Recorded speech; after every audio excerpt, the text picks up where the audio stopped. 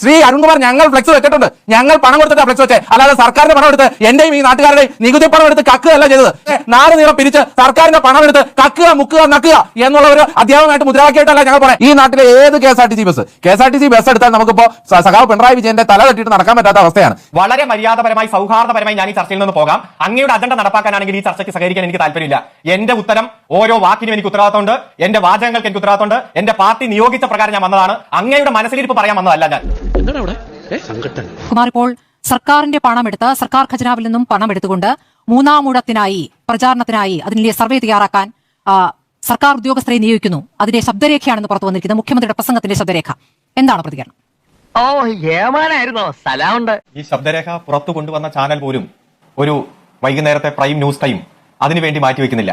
അവർ കൊണ്ടുവന്നു എന്ന് പറഞ്ഞുകൊണ്ട് ഇന്ന് വലിയ കൊട്ടിഘോഷിച്ച് 1-2 മണിക്കൂർ വാർത്തയാക്കിയെന്നല്ലാതെ അത് പൊതുസമൂഹത്തിൽ വളരെ നേരത്തെ തന്നെ റിപ്പോർട്ട് ചെയ്യപ്പെട്ട കാര്യമാണെന്നും അതിന്റെ ഉള്ളടക്കമാണ് പുറത്തു കൊണ്ടുവന്നതെന്നും എല്ലാം ജനങ്ങൾക്ക് ബോധ്യമായി എന്നതാണ് ആദ്യം പറയാനുള്ളത്.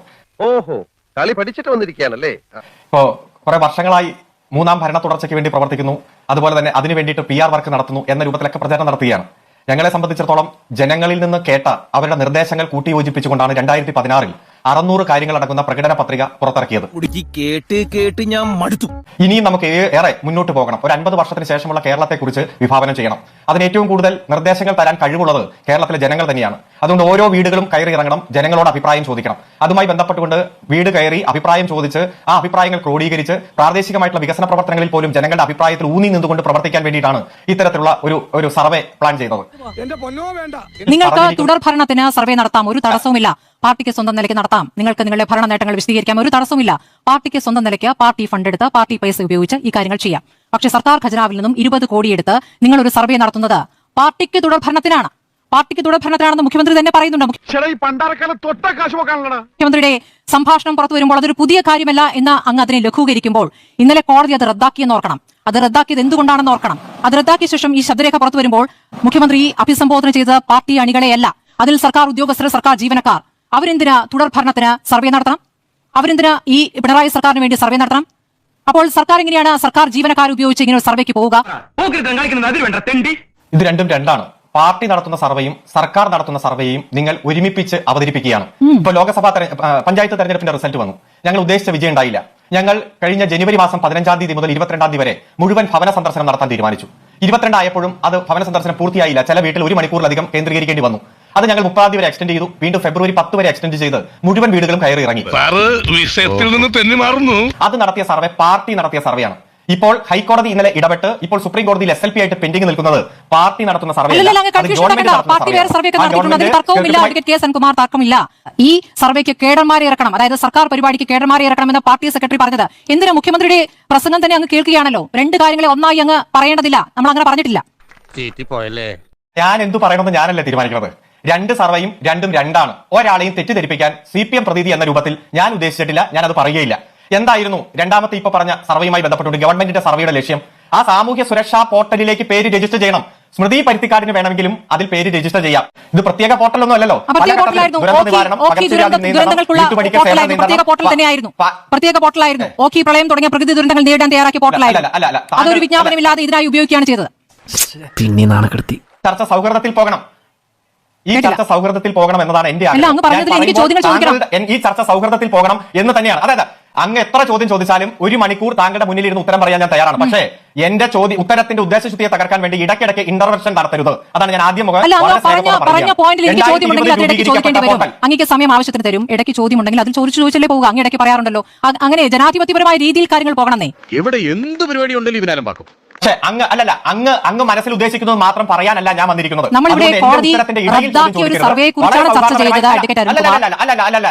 വളരെ മര്യാദപരമായി സൗഹാർദ്ദപരമായി ഞാൻ ഈ ചർച്ചയിൽ നിന്ന് പോകാം. അങ്ങയുടെ അജണ്ട നടപ്പാക്കാനാണെങ്കിൽ ഈ ചർച്ചയ്ക്ക് സഹകരിക്കാൻ എനിക്ക് താല്പര്യമില്ല.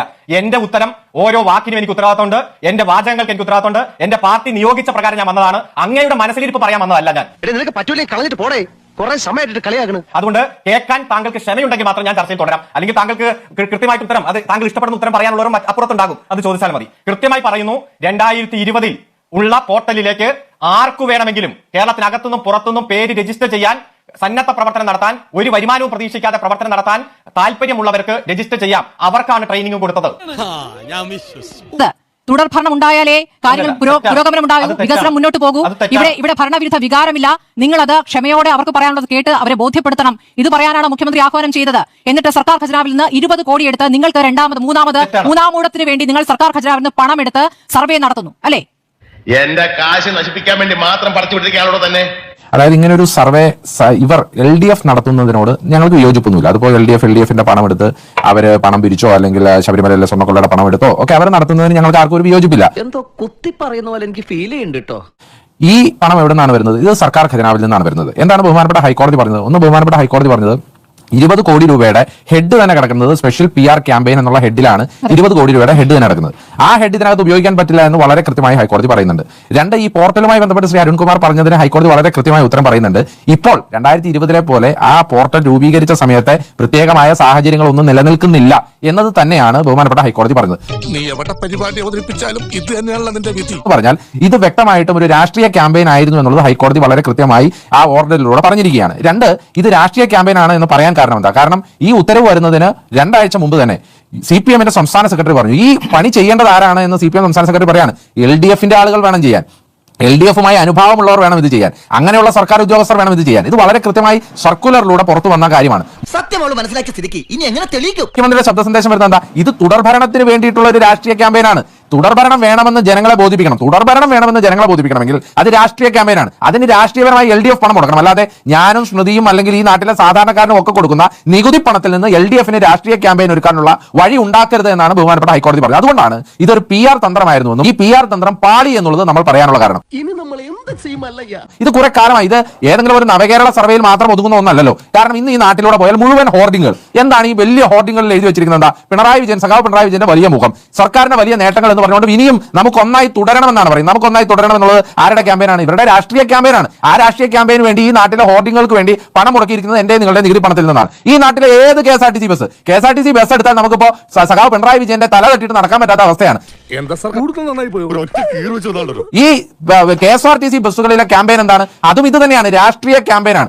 ഈ നാട്ടിലെ മുഖ്യധാരാ ചാനലുകളിലെ സീരിയലുകളിൽ പോലും എന്തൊക്കെയാണ് സീരിയലുകളിൽ പോലും പണം മുടക്കിക്കൊണ്ട് വളരെ വളരെ യാദർശികമായി വന്നവണ്ണം ഈ സർക്കാരിനെ പ്രകീർത്തിക്കാൻ കുറെ സിനിമാ നടിമാരും കുറെ സീരിയൽ നടിമാരും അങ്ങ് ഇറങ്ങിയിരിക്കുകയാണ്. ഇതൊക്കെ PR ആണ് എന്ന് മനസ്സിലാക്കാൻ പാകത്തിൽ ഈ നാട്ടിലെ ജനങ്ങളൊക്കെ ഇത് അരിയാഹാരമാണ് കഴിക്കുന്നതെന്ന് CPMന്റെ ആളുകൾ മനസ്സിലാക്കിയാൽ നന്നാണ്. ഇതൊക്കെ ഇവന്റെ അടവല്ലേ? ഇത് കേരളത്തിലെ ജനങ്ങൾ കണ്ടുകൊണ്ടിരിക്കുകയല്ലേ. എത്ര വെളുപ്പിക്കാൻ ശ്രമിച്ചാലും ഈ സർക്കാരിന്റെ മുഖം വികൃതമാണ് എന്നുള്ളത് വളരെ കൃത്യമാണ്. എത്രമാത്രം വെളുപ്പിക്കാൻ ശ്രമിച്ചാലും ഇത് സ്മൃതി ഇതിനകത്ത് എന്തൊക്കെയാണ് സംഭവിക്കുന്നത്? കേരളത്തിലെ മുഖ്യധാരാ ചാനലുകൾക്ക് കോൺക്ലേവ് കൊടുക്കുന്നു. സർക്കാർ പണം മുടക്കിയല്ലേ? PRന്റെ ഭാഗമല്ലേ? പല കോൺക്ലേവുകളും ഇപ്പൊ നടന്നല്ലോ. അത് പല മുഖ്യധാരാ ചാനലുകളും അതിന്റെ ടൈപ്പ് ആയിരുന്നല്ലോ. സർക്കാർ പണം കൊടുത്ത് കോൺക്ലേവ് നടത്തി ഈ നാട്ടിലെ ഭരണ നേട്ടങ്ങൾ പറയാനെന്ന വണ്ണം ഭരണത്തിന്റെ വലിയ രീതിയിലുള്ള പരാജയം മറച്ചു പിടിക്കുകയല്ലേ ചെയ്തത്. നാട്ടിൽ നിന്ന് പിരിക്കുന്ന പൈസയ്ക്ക് നിങ്ങൾക്ക് എന്തിനാ കണക്ക് ബോധിപ്പിക്കേണ്ടത്? അതിന്റെ പാർട്ടിയുടെ കയ്യിൽ കണക്കുണ്ട് എന്നൊരു വാദം എനിക്കില്ല. കാരണം എനിക്ക് പാവപ്പെട്ട രക്തസാക്ഷികളുടെ കുടുംബത്തെ പറ്റിച്ച് പാവപ്പെട്ട രക്തസാക്ഷിയെ പറ്റിച്ചുണ്ടാക്കിയ ഫണ്ടിൽ നിന്ന് കട്ടുമുടിച്ച് അതിൽ നിന്ന് കക്കുക നക്കുക മുക്കുക എന്നുള്ളൊരു നിലപാടുള്ള CPMനെ പോലുള്ള ഒരു പാർട്ടിയല്ല ഞങ്ങളുടെ പാർട്ടി. അത് ആദ്യം മനസ്സിലാക്കൂ. ഇല്ല, ചോദിച്ചു വാങ്ങിച്ചു. വയനാട് പ്രൊജക്ടിന് ഊരാളുങ്കൽ ലേബർ കോപ്പറേറ്റീവ് സൊസൈറ്റിക്ക് കൊടുത്തതിന്റെ ടെൻഡർ നടപടികളൊന്ന് പുറത്തുവിടാൻ ഞാൻ അരുൺകുമാറിനെ വെല്ലുവിളിക്കുകയാണ്.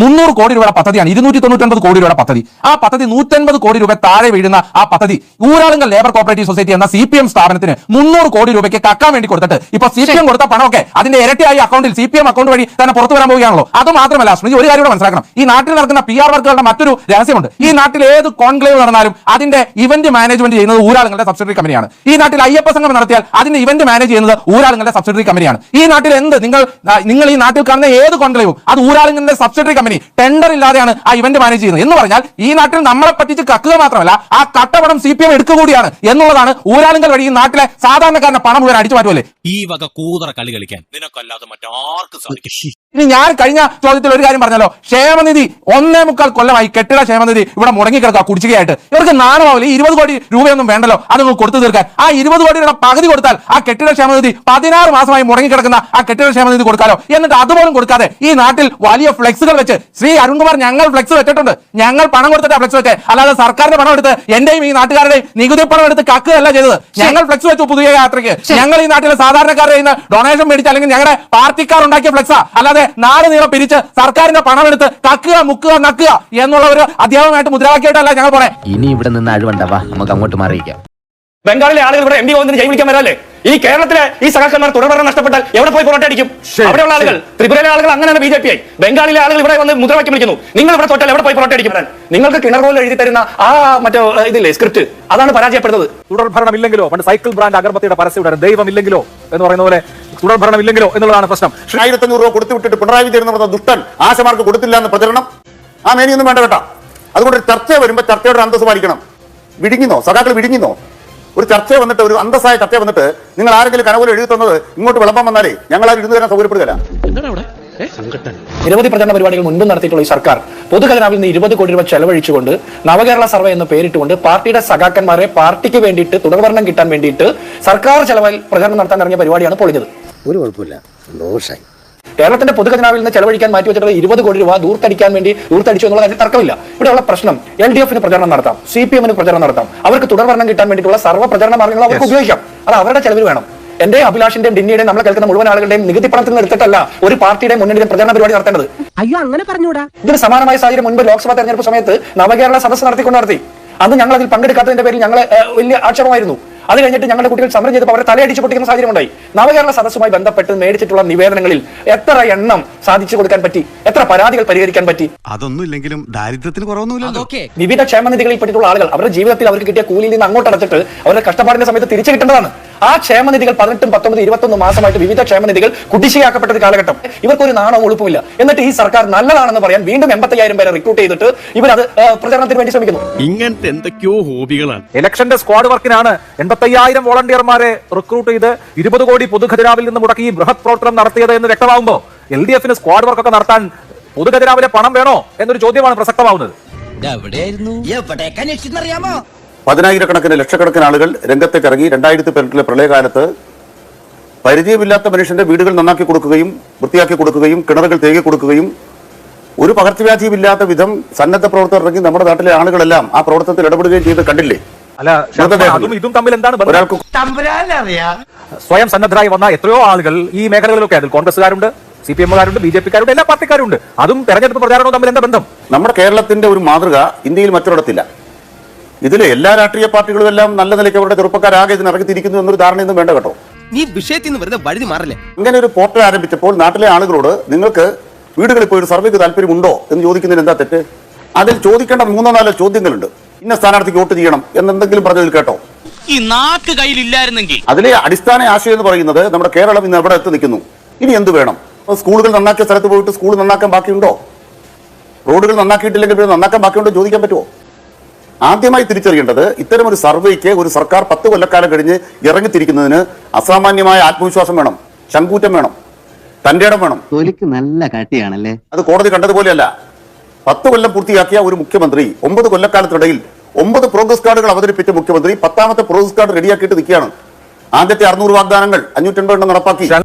കേട്ട് ഞാൻ മടുത്തു. സർക്കാരിന്റെ വിജയം അനൗൺസ് ചെയ്യുന്നതിനും പരസ്യം കൊടുക്കുന്നതിനും ഒന്നും ആരും ഒരു തടസ്സവും പറയുന്നില്ല. പക്ഷേ അനിൽകുമാറിനെ പോലെ CPM നേതാക്കളും പ്രവർത്തകരും ഒക്കെ വീട് കയറി ജനങ്ങളെ ബോധിപ്പിക്കുന്നതിൽ തർക്കമൊന്നുമില്ല. സർക്കാരിന്റെ നേട്ടങ്ങൾ വിശദീകരിക്കാം. പക്ഷെ ഒരു സർക്കാർ സംവിധാനം ഉണ്ടാക്കി പൊതുഖജനാവിൽ നിന്ന് പണം ചെലവ് ചെയ്തുകൊണ്ട് ഇങ്ങനെ ഒരു പ്രവർത്തനത്തിൽ എങ്ങനെ ഏർപ്പെടാൻ പറ്റും? അതാണ് കോടതി ചോദിക്കുന്നത്. അതിൽ ധാർമ്മികതയും നൈതികതയും ഇല്ലല്ലോ. ഇന്ന് നമ്മൾ കോടതിയെ മാറ്റിവെച്ചാലും ഷനിൽകുമാർ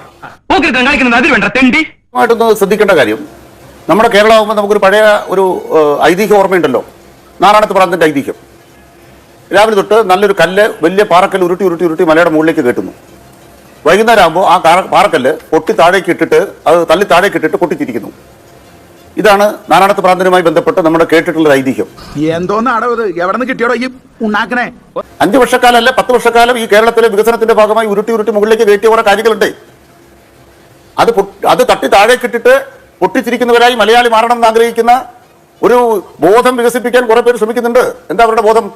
കേരളം രക്ഷപ്പെടുന്നില്ല, സർവകലാശാലകൾ തകർന്നു, സ്കൂൾ തകർന്നു, ആശുപത്രികൾ തകർന്നു, കേരളം പോലെ ഗതി കിട്ടാത്തൊരു സ്ഥലമില്ല. അങ്ങനെ പറയുന്ന ഒരു നറേറ്റീവ് സൃഷ്ടിക്കപ്പെടുന്ന ഒരു സമൂഹത്തിനകത്ത് 10 കൊല്ലക്കാലം പ്രവർത്തിച്ച ഗവൺമെന്റ് ജനങ്ങളിലേക്ക് പോവാണ്. ഗവൺമെന്റ് ജനങ്ങളോട് പറയുകയാണ്. എന്താ ഗവൺമെന്റ് ജനങ്ങളോട് പറയുന്നത്? നിങ്ങൾ ഈ സ്കൂൾ കണ്ടോ? നിങ്ങൾ ഈ ആശുപത്രി കണ്ടോ? നിങ്ങൾ ദേശീയപാതയും മലയോര പാതയും തീരദേശപാതയും ഇവിടെ ഉണ്ടാക്കുന്ന ഡിജിറ്റൽ സർവകലാശാലയും കണ്ടോ? കോട്ടയം മെഡിക്കൽ കോളേജിൽ 16 ഓപ്പറേഷൻ തിയേറ്റർ ഒറ്റ ദിവസം ഒരു കെട്ടിടത്തിൽ ഉദ്ഘാടനം ചെയ്തിരിക്കുകയാണ്. അതിൽ 2 റോബോട്ടിക് സർജറിയാണ്. നാട്ടുകാരോടൊന്ന് പറയണ്ടേ? അത് പറയുന്ന രാഷ്ട്രീയമാണോ? പച്ചവെള്ളം ചവച്ചു കുടിക്കണ പഞ്ചപാവം. 62 ലക്ഷം വീട്ടിൽ 2000 വെച്ച് പെൻഷൻ കൊടുക്കണം. അത് വർദ്ധിപ്പിക്കുന്ന ആളുകൾക്ക് ഒപ്പറാണ്ട് പറഞ്ഞോട്ടെ. ഇതാ സ്ത്രീ സുരക്ഷാ പദ്ധതിയിൽ 1000 വെച്ച് കൊടുക്കുന്നുണ്ട്. മഞ്ഞക്കാട്, പിങ്ക് കാർഡ്, നിങ്ങൾക്കത് കിട്ടിയോ? കിട്ടിയില്ലേ അപേക്ഷിക്കണം. അത് പറയുന്നത് എന്താ തെറ്റ്? ഈ 20 കോടി പറഞ്ഞാൽ ഇവർക്ക് കൊടുക്കുന്ന പൈസയല്ല കേട്ടോ. വണ്ടിക്കൂലി പോലും കൊടുക്കാൻ തീരുമാനിച്ചിട്ടില്ല. സന്നദ്ധ പ്രവർത്തകരാകുന്നവർക്ക് പോയി കാര്യങ്ങൾ ചോദിക്കാൻ ഒരു പ്ലാറ്റ്ഫോം ഉണ്ടാക്കി. അതേ ഉള്ള കാര്യം. ശരി, അത് നിയമവിരുദ്ധമായ ഒരു കാര്യമില്ല. കുറച്ച് ബുദ്ധി ഉണ്ടായിരുന്നെങ്കിൽ മന്ദബുദ്ധി എന്നെങ്കിലും വിളിക്കായിരുന്നു. ഈ സർക്കാർ അധികാരത്തിൽ വന്നതിന് ശേഷം നിരവധി പ്രശ്നങ്ങളുണ്ട്. ആശുപത്രി ഇടിഞ്ഞു വീണ് രോഗികൾ മരിച്ചിട്ടുണ്ട്, കുട്ടിരിപ്പുകാർ മരിച്ചിട്ടുണ്ട്, മരുന്ന് കിട്ടാത്തതുമായി ബന്ധപ്പെട്ട വിഷയം ഉണ്ടായിട്ടുണ്ട്, സർജറിയുമായി ബന്ധപ്പെട്ട അലംഭാവം സംഭവിച്ചിട്ടുണ്ട്. ഈ ദിവസം പോലും ഒരു ഗർഭസ്ഥ ശിശു, നവജാത ശിശു മരണപ്പെടുന്ന സാഹചര്യം ഉണ്ടായിട്ടുണ്ട്. PWDയുമായി ബന്ധപ്പെട്ട് റോട്ടിൽ കുഴി വീണ് മരിച്ച ആളുകളൊക്കെ ഉണ്ട്. ഇതിലെല്ലാം ആരോഗ്യ വകുപ്പ്, PWD വകുപ്പ്, ആഭ്യന്തര വകുപ്പ്, കേരളത്തിലെ സർക്കാർ വകുപ്പുകളെല്ലാം നിരന്തരം റിപ്പോർട്ടുകൾ വാങ്ങുന്നുണ്ട്. റിപ്പോർട്ട് ചോദിക്കാൻ വേണ്ടി മാത്രം കുറെ മന്ത്രിമാരിൽപ്പുണ്ട്. ഞാനൊരു കാര്യം ചോദിക്കട്ടെ അഭിലാഷേ, ഇവർ ഇങ്ങനെ വാങ്ങിയിട്ടുള്ള റിപ്പോർട്ടുമേൽ എന്തെങ്കിലും ഒരു നടപടി സ്വീകരിച്ചായിട്ട് നമുക്കറിയാമോ? നമുക്ക് ആർക്കെങ്കിലും അറിയാമോ? അത് സർക്കാരിന്റെ തീരുമാനമാണ്, പാർട്ടിക്ക് ഒരു ബന്ധമില്ല എന്നാണ് ഇവർ പറയുന്നത്. അങ്ങനെയാണെങ്കിൽ പാർട്ടിയുടെ പ്രചരണമല്ല, മന്ത്രിസഭയുടെ തീരുമാനമാണ്. നാളത്തെ കേരളത്തെ സ്വപ്നം കാണാൻ വേണ്ടിയുള്ള പദ്ധതിയാണെങ്കിൽ എന്തുകൊണ്ടാണ് ഈ മന്ത്രിസഭാ തീരുമാനം സഭയിൽ വെക്കാതിരുന്നത്? സഭയിലെ നിയമസഭാ സാമാജികരെ വിശ്വാസം എടുക്കാതിരുന്നത്? ഇത് വടി കൊടുത്ത് അടി വാങ്ങുന്ന പരിപാടിയാണല്ലോ ബാബു. ലക്ഷ്യം അദ്ദേഹം ഒരു കമ്മ്യൂണിസ്റ്റ് നേതാവാണെന്ന് പോലും നമുക്ക് അത്ഭുതം തോന്നും. കാരണം സ്വന്തം കുടുംബത്തിന്റെയും സ്വന്തം താല്പര്യങ്ങൾക്ക് വേണ്ടി തുടർഭരണം ഉറപ്പിക്കുക എന്നുള്ളതിനപ്പുറം എന്ത് രാഷ്ട്രീയമാണ് ഇക്കാര്യത്തിലുള്ളത്? അദ്ദേഹം പറയുന്നത്, ഇപ്പൊ അനിൽകുമാർ പറഞ്ഞു ഞങ്ങളുടെ പ്രോഗ്രസ് റിപ്പോർട്ട് ഉണ്ട്, അതുണ്ട്, ഇതുണ്ടെന്ന്. ഞാൻ ചോദിക്കട്ടെ, നിങ്ങൾ പ്രോഗ്രസ് റിപ്പോർട്ടിന്റെ ആത്മവിശ്വാസം ഉണ്ടെങ്കിൽ എന്തിനാ അനിൽകുമാറെ ഈ പൊതുഖജനാവിൽ നിന്ന് 20 കോടി രൂപ അടിച്ചു മാറ്റുന്നതിന് തുല്യമായിട്ട് വകമാറ്റി ചെലവഴിച്ച് നിങ്ങളുടെ പാർട്ടിയുടെ പ്രചരണം നടത്തുന്നത്?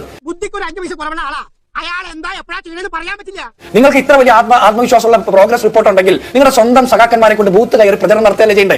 അങ്ങനെ നിങ്ങൾ പ്രചരണം നടത്തിയപ്പോൾ പഞ്ചായത്ത് തെരഞ്ഞെടുപ്പ് തോറ്റില്ലേ, പാർലമെന്റ് തെരഞ്ഞെടുപ്പ് തോറ്റില്ലേ, നിയമസഭ ഉപതെരഞ്ഞെടുപ്പ് തോറ്റില്ലേ, തദ്ദേശ സ്വയംഭരണ സ്ഥാപനങ്ങളിലേക്കുള്ള ഉപതെരഞ്ഞെടുപ്പ് നിങ്ങൾ തോറ്റില്ലേ? ഇപ്പൊ സ്വന്തം സഖാക്കന്മാർക്ക് പോലും പ്രോഗ്രസ് റിപ്പോർട്ടിൽ വിശ്വാസമില്ലാത്ത കാലത്ത് നിങ്ങൾ പറയുന്ന 9 റിപ്പോർട്ട് ഉണ്ടാക്കിയെന്ന്. റിപ്പോർട്ട് ഉണ്ടാക്കുന്നത് പിണറായി വിജയൻ, റിപ്പോർട്ട് അംഗീകരിക്കുന്ന പിണറായി വിജയൻ, റിപ്പോർട്ട് 1ാം സ്ഥാനത്താണ് പറയുന്നത് പിണറായി വിജയൻ. വണ്ടി തള്ളാൻ വേറൊരു തന്റെ സഹായം വേണ്ട, ഞാൻ മാത്രം മതി.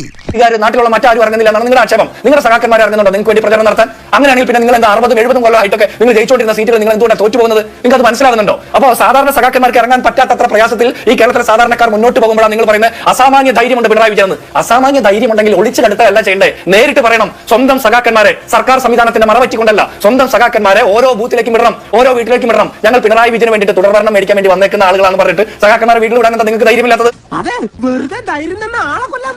അപ്പൊ നിങ്ങളുടെ പ്രോഗ്രസ് റിപ്പോർട്ട് വ്യാജമാണ്, നിങ്ങൾ തന്നെ സമ്മതിക്കുന്നതിന് തുല്യമാണ്. അപ്പൊ ഇതാണ് ഇവിടെ പറയുന്നത്. നിങ്ങൾ നവകേരള സദസ്സ് നടത്തിയ പോലെ, കേരളീയം നടത്തിയ പോലെ നവകേരള സർവേയും ഒരു തട്ടിപ്പ് തന്നെയാണ്. അത് പൊതുഖജനാവിൽ നിന്ന് സാധാരണക്കാരുടെ നികുതി പണം എടുത്തുകൊണ്ടാണ്. ഒരു കാര്യം കൂടി സൂചിപ്പിക്കട്ടെ അഭിലാഷേ, ഇവിടെ സാധാരണക്കാരോട് കുറെ കാലമായിട്ട് മുണ്ട് മുറുക്കി കൊടുക്കാൻ അവർ പറയുന്നത്. ആ മുണ്ട് മുറുക്കി കൊടുക്കാൻ പറയുന്ന ഇതേ സർക്കാർ തന്നെ 1,10,00,000 രൂപ തൊട്ടടുത്ത ദിവസം മുഖ്യമന്ത്രിയുടെ വണ്ടി പ്രേമത്തിന് മാറ്റിവെക്കുന്ന സാഹചര്യം നമ്മൾ കണ്ടു.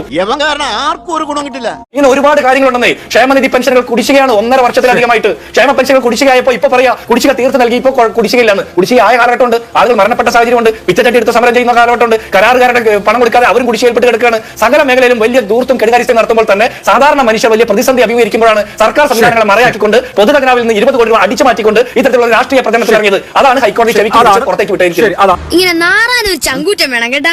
ഇവിടെ കോൺഗ്രസിന്റെ നേതാവ് പറഞ്ഞ എന്താണ്? അടിച്ചു മാറ്റി. ആരടിച്ചു മാറ്റി? ആരടിച്ചു മാറ്റിയത്? ശബരിമലയിൽ കുടിമര ഉണ്ടാക്കി സ്വർണ്ണം അടിച്ചു മാറ്റിയ കേസ് വേറെ ഉണ്ട്, അത് വന്നിട്ടുണ്ട്, അകത്ത് പോകാൻ പോവാണല്ലോ. ആരടിച്ചു മാറ്റിയത്? ഞാൻ തലയുയർത്തിരിക്കുന്നതിന് കാരണം എന്താ അറിയോ? ഞങ്ങൾ 100 കോടിയോളം അങ്ങോട്ട് കൊടുത്തത് മാത്രമല്ല, ഡിവൈഎഫ്ഐക്കാർ 20 കോടി പിരിച്ചു കൊടുത്തു. ആ ഞങ്ങളെ കുറിച്ചാണ്. സർക്കാരിന്റെ സമ്പത്ത് ദുർബയം ചെയ്യുന്നു, പാർട്ടിക്കാർക്ക് വേണ്ടി അടിച്ചു മാറ്റുന്നു. ആരെ പറഞ്ഞുകൊണ്ടിരിക്കുന്നത്? വയനാട്ടിൽ കാശ് പിരിക്കാൻ വേണ്ടി സ്വന്തമായിട്ട് ഒരു ആപ്പ് ഉണ്ടാക്കി KPCC. ആ ആപ്പ് വിഴുങ്ങിയിട്ട് അതിപ്പോ എവിടെയാ കിടക്കുന്നത്? KPCC പ്രസിഡന്റ് തൊണ്ടയില് പരമശിവന്റെ ആ നീല കിടക്കണ പോലെ ഒരു ആപ്പ് KPCC പ്രസിഡന്റ് തൊണ്ടയിൽ കിടപ്പുണ്ട്. പിന്നെ പ്രളയത്തിന് 1000 വീട് ആരുടെ തൊണ്ടയിലാണ് ഇപ്പൊ ഇരിക്കുന്നത്? വിഴുങ്ങിന്നോ? സഖാക്കൾ വിഴുങ്ങിന്നോ? ഒരു ചർച്ച വന്നിട്ട്, ഒരു അന്തസ്സായ ചർച്ച വന്നിട്ട് നിങ്ങൾ ആരെങ്കിലും കനപോലെ എഴുതി തന്നത് ഇങ്ങോട്ട് വിളമ്പാൻ വന്നാലേ ഞങ്ങൾ ആരും ഇരുന്ന് തരാൻ സൗകര്യപ്പെടുകയില്ല. ഫോമാലിത്തരം കാണിക്കാൻ ഇവനെ കഴിഞ്ഞേ ഉള്ളൂ. വിഴുങ്ങിന്നോ? ഞങ്ങൾ കോടിക്കണക്കിന് രൂപ സർക്കാരിലേക്ക് കൊടുത്തവരാണ്. പിന്നെ ഞങ്ങളുടെ സഖാക്കൾക്ക് വീട്ടിൽ പോകാൻ പറ്റാത്തതുകൊണ്ടാണ് മെഡിക്കൽ കോളേജിലെല്ലാം പൊതിച്ചോറ് കൊടുക്കണത്. എവിടുന്നാണ്? തെരഞ്ഞെടുപ്പിൽ തോക്കും, ജയിക്കും, ആ മേനിയൊന്നും വേണ്ട കേട്ടാ. അതുകൊണ്ട് ചർച്ച വരുമ്പോൾ ചർച്ചയുടെ അന്തസ്സ് പാലിക്കണം. അതെ എനിക്കും പറയാനുള്ളൂ. തുടർഭരണമില്ലെങ്കിൽ ഇന്നത്തെ കേരളം തകരും. തുടർഭരണമില്ലെങ്കിൽ ദേശീയപാത പൂർത്തിയാവുമോ? തുടർഭരണമില്ലെങ്കിൽ കിബി ഉണ്ടോ? തുടർഭരണമില്ലെങ്കിൽ കേരള ബാങ്ക് ഉണ്ടോ? തുടർഭരണമുണ്ടെങ്കിൽ ഇല്ലെങ്കിൽ കേരളത്തിലെ ഏതെങ്കിലും ഒരു പദ്ധതി തുടരും എന്ന് പ്രഖ്യാപിക്കാൻ കോൺഗ്രസിനെ വെല്ലുവിളിക്കുന്നു. തുടർഭരണമില്ലെങ്കിലോ, പണ്ട് സൈക്കിൾ ബ്രാൻഡ് അഗർബത്തിയുടെ പരസ്യം ദൈവമില്ലെങ്കിലോ എന്ന് പറയുന്ന പോലെ തുടർഭരണമില്ലെങ്കിലോ എന്നുള്ളതാണ് പ്രശ്നം. അനിൽകുമാർ, നിങ്ങളുടെ പ്രോഗ്രസ് റിപ്പോർട്ട് എന്താ? ശബരിമലയിലെ സ്വർണ്ണക്കൊള്ള അറിഞ്ഞിട്ട് 6 വർഷക്കാലം സംരക്ഷിച്ചതോ? അതിനുശേഷം ആഗോള സംഗമം നടത്തി അതിന്റെ പേരിൽ കോടികൾ കൊള്ളയടിച്ചതോ? അവിടെ മേടിച്ച കിടക്ക വരെ അടിച്ചു മാറ്റിക്കൊണ്ടുപോയതോ? ഊരാളുന്ന സൊസൈറ്റിയെ മറയാക്കിക്കൊണ്ട് നിരന്തരം ടെൻഡർ ഇല്ലാത്ത പദ്ധതികൾ കൊടുത്ത് കോടികൾ കൊള്ളയടിച്ച് CPM പ്രചരണത്തിന് പണം ആർജിക്കുന്നതോ? പിൻവാതിൽ നിയമനം, ദൂർത്ത്, അഴിമതി, നീ കുറെ നേടുന്നുണ്ടല്ലോ. PPE കിറ്റ് പർച്ചേസ് ചെയ്തത് 1000 കോടി, മെഡിക്കൽ സർവീസ് കോർപ്പറേഷൻ 1200 കോടി, കാലാവധി കഴിഞ്ഞ മരുന്ന് ഇരിച്ച 1650 കോടി രൂപയുടെ അഴിമതി നടത്തിയതാണ് നിങ്ങളുടെ പ്രോഗ്രസ് റിപ്പോർട്ട്. ആശുപത്രി ഇടിഞ്ഞ് രോഗികൾ മരിക്കുന്നത് അതാണോ? ശസ്ത്രക്രിയയ്ക്ക് ഉപകരണമില്ലാതെ ശസ്ത്രക്രിയ മാറ്റിവെക്കപ്പെടുന്നത്, 6 ദിവസക്കാലം നോക്കാൻ ആളില്ലാതെ മരിച്ച വേണുവിന്റെ മരണമൊഴി, ഈ കഴിഞ്ഞ ദിവസം മരിച്ച നവജാത ശിശുവിന്റെ മരണം, കൈക്ക് പരിക്കേറ്റിയെന്ന കുട്ടിയുടെ കൈ മുറിച്ചു മാറ്റുന്നത്, കാലിന് പരിക്കേറ്റിയെന്ന ആളുടെ നാവ് മുറിച്ചു മാറ്റുന്നത്, വയറ്റിൽ കത്രിക വെച്ച് കൊടുത്തു വിട്ടുന്നത്, മരുന്ന് ക്ഷാമം, ഇതൊക്കെയാണ് നിങ്ങളുടെ പ്രോഗ്രസ് റിപ്പോർട്ട്. രാഷ്ട്രീയ പ്രചരണത്തിന് കേരളത്തിന്റെ പൊതുഖജനാവിൽ നിന്ന് 20 കോടി രൂപ ചെലവഴിച്ചത് നൈതികമായി, ധാർമ്മികമായി, നിയമപരമായി തെറ്റാണ്. അതിനെക്കുറിച്ച് താങ്കൾക്ക് മറുപടിയില്ല. അപ്പൊ താങ്കൾ പറയാം ശബരിമലയിൽ ജയിലിൽ പോകാൻ പോകുന്നവർ, കൊടിമരത്തിന്റെ പേരിൽ ജയിലിൽ പോയവർ ആരാ? ആ പത്മകുമാർ ആരാ? വാസു ആരാ? ഇതൊക്കെ ആരാ? അനിൽകുമാറെ, കോൺഗ്രസിന്റെ KPCC മെമ്പർമാരല്ലോ, CPM നേതാക്കന്മാരല്ലേ? ആ കാര്യത്തിൽ മറുപടി പറഞ്ഞിട്ട് പോകാൻ പോകുന്നവരുടെ ആ ജാതകം തെരയാൻ പോയാൽ മതി. എന്റെ ഭാഗത്തും തെറ്റുണ്ട്. ഇനി താങ്കൾ പറഞ്ഞു ആ വയനാട്ടിൽ ആപ്പ് ഉണ്ടാക്കിയത് വിഴുങ്ങിയെന്ന്. ആപ്പ് തൊണ്ടേ കുടുങ്ങിയ പോലെയാണ് താങ്കൾ സംസാരിച്ചത്. കാരണം എല്ലാ കാര്യത്തിലും കനകോലുവാണ് പ്രശ്നം. നിങ്ങൾക്ക് കനകോലുവിനെ ഒരാളെ വേണം നിങ്ങൾക്ക് ചാരാൻ. നിങ്ങൾക്ക് കിണർകോല് എഴുതി തരുന്ന ആ മറ്റോ ഇതില്ലേ സ്ക്രിപ്റ്റ്, അതാണ് പരാജയപ്പെടുന്നത്. ജനങ്ങൾക്ക് ഇത് കൃത്യമായിട്ട് മനസ്സിലാവും. അതുകൊണ്ടാണ് പെൻഷൻ കാശ് അങ്ങോട്ട് കൊടുക്കുന്നു, പിന്നെ ഇങ്ങോട്ട് കൊടുക്കുന്നു. മൊയ്തീനെ കൊണ്ട് എന്തൊക്കെ കള്ളത്തരം പറയിപ്പിച്ചു, അവസാനം കൈയോടെ പിടിച്ചില്ലേ? അപ്പൊ ഈ പരിപാടി കിണർകോല് തരുന്ന നിങ്ങൾ എവിടെയുള്ള? ബീഹാറിൽ കോൺഗ്രസ് തോറ്റു, ഞങ്ങളുണ്ട് അവിടെ പ്രതിപക്ഷത്തും സമരത്തിലും. നിങ്ങൾ എവിടെയുണ്ട്? ഇന്ത്യയിൽ എവിടെയുണ്ട്? നിങ്ങൾ 33 കൊല്ലം ഭരിച്ച പറഞ്ഞു ബംഗാളിലെ ആളുകൾ ഇവിടെ MP പോകുന്നതിന് ജയി വിളിക്കാൻ വരാല്ലേ? ഇനി കേരളത്തിലെ ഈ സഖാക്കന്മാർ തുടർഭരണം നഷ്ടപ്പെട്ടാൽ എവിടെ പോയി പൊറോട്ട അടിക്കും? അവിടെയുള്ള ആളുകൾ, ത്രിപുരയിലെ ആളുകൾ അങ്ങനെയാണ് BJP ആയി. ബംഗാളിലെ ആളുകൾ ഇവിടെ വന്ന് മുദ്രാവാക്യം വിളിക്കുന്നു. നിങ്ങൾ ഇവിടെ തോറ്റാൽ എവിടെ പോയി പൊറോട്ട അടിക്കും? ഇനി ഒരു കാര്യം കൂടി ചോദിക്കട്ടെ, നിങ്ങളുടെ ഒരു പദ്ധതിയും തുടർഭരണം നിങ്ങൾക്ക് കിട്ടില്ല. ഇവിടെ UDF അധികാരത്തിൽ വരുമ്പോൾ നിങ്ങളുടെ ഒരു പദ്ധതിയും ഞങ്ങൾ നടപ്പാക്കില്ല. അതെല്ലാം കൈയോടെ പിടിച്ച് ഒക്കത്തെ പിടിച്ചകത്തിടും. ഇനി ഒരു കാര്യം ചോദിക്കട്ടെ, നിങ്ങൾക്ക് തുടർഭരണം കിട്ടുമെന്ന്. ആ തുടർഭരണം കൂടി കിട്ടിയാൽ ആ പത്മനാഭസ്വാമി ക്ഷേത്രത്തിലെ ആ നിലവറയിലും ഈ നിലവറയിലെ സ്വർണ്ണം മുഴുവൻ ചെമ്പാക്കി മാറ്റാൻ വേണ്ടി വാസുവിനെ കൊണ്ടുപോയിട്ടാണോ നിങ്ങൾ? എല്ലാം നീ മുൻകൂട്ടി കണ്ടായിരുന്നല്ലേ? അയ്യപ്പ സംഗമത്തിന്റെ കണക്ക് നോക്കിയ ഓഡിറ്റർക്കല്ല, പിഴച്ചത് ദേവസ്വം ബോർഡിനാണെന്ന് തുറന്ന് സമ്മതിച്ച board president K. Jayakumar. Auditor പല ചോദ്യങ്ങളും ഉന്നയിച്ചു. അതിന് മറുപടി നൽകാനോ ശരിയായ ആശയവിനിമയം നടത്താനോ ബോർഡിന് കഴിഞ്ഞില്ല. അയ്യപ്പ സംഗമത്തിന്റെ ഓഡിറ്റ് റിപ്പോർട്ട് മാതൃഭൂമി ന്യൂസ് പുറത്തുവിട്ടത് മുതൽ പ്രതിരോധിക്കാൻ എന്തെല്ലാം കാപ്സ്യൂളുകളായിരുന്നു. ഇത് വരവ് ചെലവ് കണക്കല്ല, എസ്റ്റിമേറ്റ് ആണ്. മാധ്യമപ്രവർത്തകർക്ക് കണക്കറിയാത്തത് കൊണ്ടാണ്. നന്ദഗോവിന്ദം ഭജൻസ് വന്നു എന്ന് ബില്ല് കൊടുത്തിട്ടില്ലെന്ന് തുടങ്ങി കനുകോലും എഴുതി കൊടുത്ത കണക്കാണെന്ന് വരെ പറഞ്ഞു. ശവത്തെ കുത്തരുത്. ഇതുവരെ ഇറങ്ങിയ എല്ലാ ക്യാപ്സ്യൂളുകളും ദേവസ്വം പ്രസിഡന്റ് തന്നെ നിർവീര്യമാക്കിയിരിക്കുകയാണ്. ന്യായീകരണവുമായി വരില്ലേ ഇനിയും ഇതുവഴി എന്ന് ചോദിച്ചുകൊണ്ട് സൂപ്പർ പ്രൈം ടൈം തുടങ്ങുന്നു. കെ. സരൺകുമാർ, നമുക്ക് 17-ാം തീയതി കാണാം എന്ന് പറഞ്ഞാണ് നമ്മൾ കഴിഞ്ഞ ചർച്ച പിരിഞ്ഞത്. ഇന്ന് അങ്ങേക്ക് അടുത്ത തിരക്കുകൾ ഉണ്ടായിരുന്നു, അത് മാറ്റിവെച്ചും ചർച്ചയിൽ പങ്കെടുക്കാൻ സന്നദ്ധനായതിൽ നന്ദി ആദ്യമേ പറയുകയാണ്. എന്തോ കുത്തി പറയുന്ന പോലെ എനിക്ക് ഫീൽ ചെയ്യുന്നുണ്ട് കേട്ടോ. ഇന്നിപ്പോ ദേവസ്വം ബോർഡ് വിശദീകരിക്കുമ്പോൾ ആ വിശദീകരണം അങ്ങ് കേട്ടുകാണുമെന്ന് ആണ് ഞാൻ വിചാരിക്കുന്നത്. അവസാനത്തെ ചർച്ചയിൽ ഓഡിറ്റർക്കാണ് തെറ്റുപറ്റിയത്, ഈ ഓഡിറ്റ് ശരിയല്ല എന്നാണ് അങ്ങ് വാദിച്ചിരുന്നത്. എങ്കിൽ നോക്കൂ, ഇന്ന് മിയാ കുൾപ്പ മിയാ മാക്സിമ കുൾപ്പ, എന്റെ പിഴ എന്റെ വലിയ പിഴ എന്ന് ഏറ്റുപറയുകയാണ് ദേവസ്വം ബോർഡ്. ഇനിയിപ്പോ വേറെന്തെങ്കിലും ന്യായീകരണം ബാക്കിയുണ്ടോ? ഇതൊക്കെ എന്റെ തലയിലാവൂലോ. നമ്മളന്ന് ചർച്ച അവസാനിപ്പിച്ചത് 17-ാം തീയതി കാണാം എന്ന് പറഞ്ഞ് തന്നെയാണ്. അന്നും ഞാൻ ഊന്നി പറഞ്ഞത് ഇത്തരത്തിലൊരു ഓഡിറ്റ് റിപ്പോർട്ട് ദേവസ്വം ബോർഡ് കണ്ടിട്ടില്ല. ദേവസ്വം ബോർഡ് അത്തരത്തിലൊരു ഓഡിറ്റ് റിപ്പോർട്ടിനെ കുറിച്ച് ചർച്ച ചെയ്തിട്ടില്ല, അംഗീകരിച്ചിട്ടില്ല. ദേവസ്വം ബോർഡ് കാണാത്ത ഒരു ഓഡിറ്റ് റിപ്പോർട്ടാണ് ബഹുമാനപ്പെട്ട ഹൈക്കോടതിയിൽ ദേവസ്വം സ്പെഷ്യൽ കമ്മീഷണർ വഴി സമർപ്പിച്ചത്. അയ്യോ, എന്നിട്ട് എന്ത് പറ്റി? അതുകൊണ്ട് തന്നെ അതിന് ആധികാരികതയില്ല. അതിൽ എനിക്ക് തന്നെ വെരിഫൈ ചെയ്യാൻ കഴിഞ്ഞിട്ടില്ലെന്നും അതുപോലെ തന്നെ പല രേഖകൾ നോക്കാൻ കഴിഞ്ഞിട്ടില്ലെന്നും ഒരു സ്പോട്ട് ഇൻസ്പെക്ഷൻ അടക്കം നടത്താൻ കഴിഞ്ഞിട്ടില്ല എന്നും അദ്ദേഹം തന്നെ, ഓഡിറ്റർ തന്നെ പറയുന്ന സാഹചര്യം ഉണ്ടായി. ഫിസിക്കൽ വെരിഫിക്കേഷൻ ഇല്ല എന്ന് തന്നെ അദ്ദേഹം പറഞ്ഞിട്ടുണ്ടായി. അപ്പൊ അതുകൊണ്ട് തന്നെ ഞാൻ ഊന്നി പറഞ്ഞത് ദേവസ്വം ബോർഡിന്റെ അംഗീകാരമില്ലാത്ത ഒരു ഓഡിറ്റ് റിപ്പോർട്ടാണ് എന്ന് തന്നെയാണ്. ഇപ്പോഴും ഞാൻ അതിൽ പൂർണ്ണമായിട്ട് ഉറച്ചു നിൽക്കുന്നു. വെറുതെ അല്ല നാട്ടുകാർ മുഴുവൻ താൻ മണ്ടനാണെന്ന് പറയുന്നത്. ഞാൻ അന്ന് പറഞ്ഞ കാര്യത്തെ തെറ്റിക്കുന്ന അല്ലെങ്കിൽ അത് തെറ്റാണെന്ന് കാണിക്കുന്ന ഒരു വിവരവും ദേവസ്വം ബോർഡ് ചെയർമാൻ ഇന്നും പറഞ്ഞിട്ടില്ല. ആകെ വന്ന ഒരു മാറ്റം ദേവസ്വം ബോർഡിന്റെ ഭാഗത്തു നിന്നും ബില്ലുകൾ ഓഡിറ്റർക്ക് കൊടുക്കുന്ന കാര്യത്തിൽ അല്ലെങ്കിൽ ആവശ്യപ്പെട്ട രേഖ കൊടുക്കുന്ന കാര്യത്തിൽ വേണ്ടത്ര ശ്രദ്ധ ഉണ്ടായിട്ടില്ല, അതിൽ കുറവുണ്ടായിട്ടുണ്ട് എന്ന ഒരു അഡ്മിഷൻ ദേവസ്വം ബോർഡ് ചെയർമാന്റെ ഭാഗത്തു നിന്ന് ഉണ്ടായിട്ടുണ്ട്. ഞാൻ ഇത്ര നേരം പൊട്ടന്റെ മുമ്പിൽ സംകൂതിരുന്ന ഒരു കൃത്യമായി ഫോം ഉണ്ട്. അതെ, ഇന്ന് അദ്ദേഹം വിശദീകരിച്ചത് ഞാൻ ഓരോ വാചകങ്ങളായി പറയാം. ഓഡിറ്റർ പല കുറികളും ഉന്നയിച്ചു. ഞങ്ങൾ അതിന് മറുപടി കൊടുക്കുകയോ വേണ്ടത്ര ആശയവിനിമയം നടത്തുകയോ ചെയ്തില്ല. അതാണ് പ്രശ്നമായത്. സമയത്തിന് റെക്ടിഫിക്കേഷൻ നടത്താത്തതാണ് പ്രശ്നം. അത് ഓഡിറ്ററുടെ പ്രശ്നമല്ല, ഞങ്ങൾ മറുപടി കൊടുക്കാത്തത് കൊണ്ടാണ്. ഇത് ദേവസ്വം ബോർഡ് പ്രസിഡന്റ് പറഞ്ഞാണ്. സത്യമാണെങ്കിലും എനിക്ക് അംഗീകരിച്ചു കൊടുക്കാൻ പറ്റുമോ? ഒന്ന് ദേവസ്വം ബോർഡ് പ്രസിഡന്റ് ഈ കാര്യം വളരെ വ്യക്തമായി പറയുമ്പോൾ, ഒന്ന് ദേവസ്വമാണ് ഈ ഓഡിറ്റ് റിപ്പോർട്ട് റിസീവ് ചെയ്തത്. ദേവസ്വം ആണ് അത് ശബരിമല സ്പെഷ്യൽ കമ്മീഷണർ, അതായത് ദേവസ്വം കമ്മീഷണറാണ് ശബരിമല സ്പെഷ്യൽ കമ്മീഷണർക്ക് കൈമാറുന്നത്. ശബരിമല സ്പെഷ്യൽ കമ്മീഷണറാണ് അത് ഹൈക്കോടതിയിൽ സബ്മിറ്റ് ചെയ്തത്. ദേവസ്വം കയ്യിൽ കിട്ടിയ ഓഡിറ്റ് റിപ്പോർട്ട് പരിശോധിക്കുകയോ ചർച്ച ചെയ്യുകയോ ചെയ്യാത്തത് നാട്ടുകാർ കുഴപ്പമില്ലല്ലോ.